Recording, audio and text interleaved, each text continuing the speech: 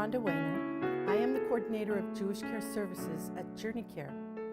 Jewish Care Services is a specialized program that helps to care for our Jewish patients and family in a culturally sensitive way and according to Jewish law.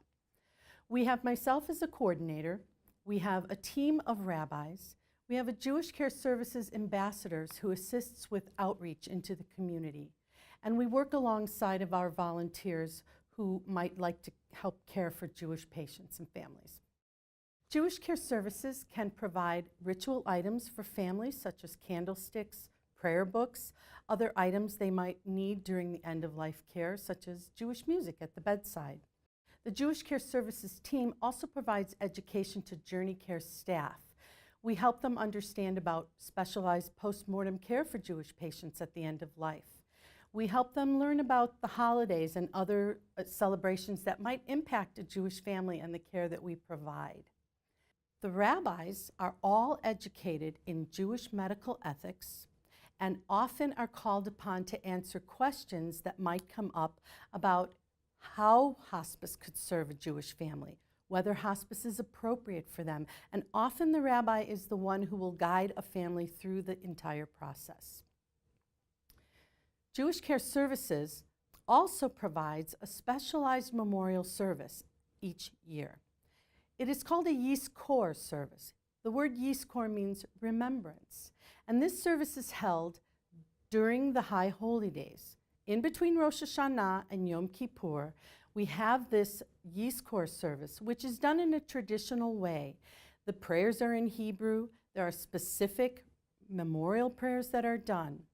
The entire Jewish Care Services participates in that. The rabbis help to lead the service, and the bereavement counselor is also present in case families want to talk a little bit.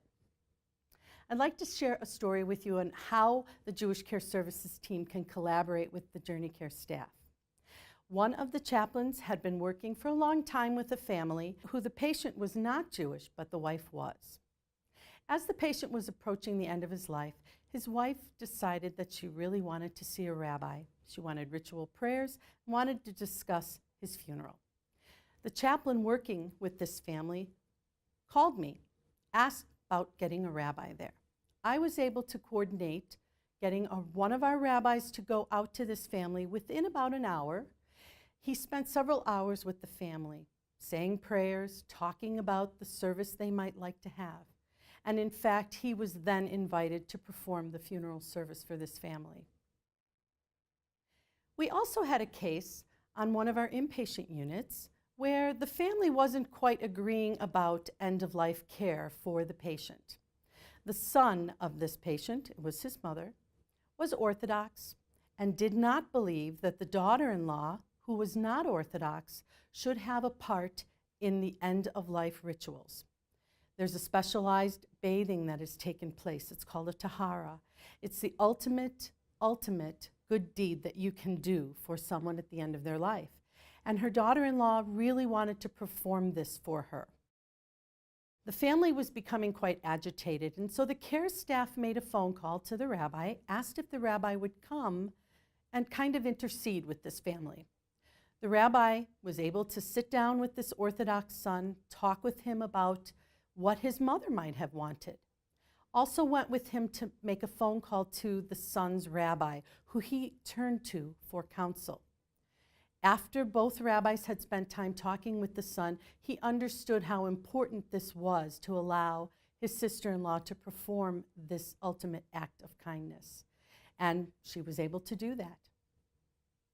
This just is a couple of examples of how the Jewish Care Services team can work alongside of the patient's care team, alongside of patients and families themselves to provide culturally sensitive care in this unique way. I'd like to thank you for listening today.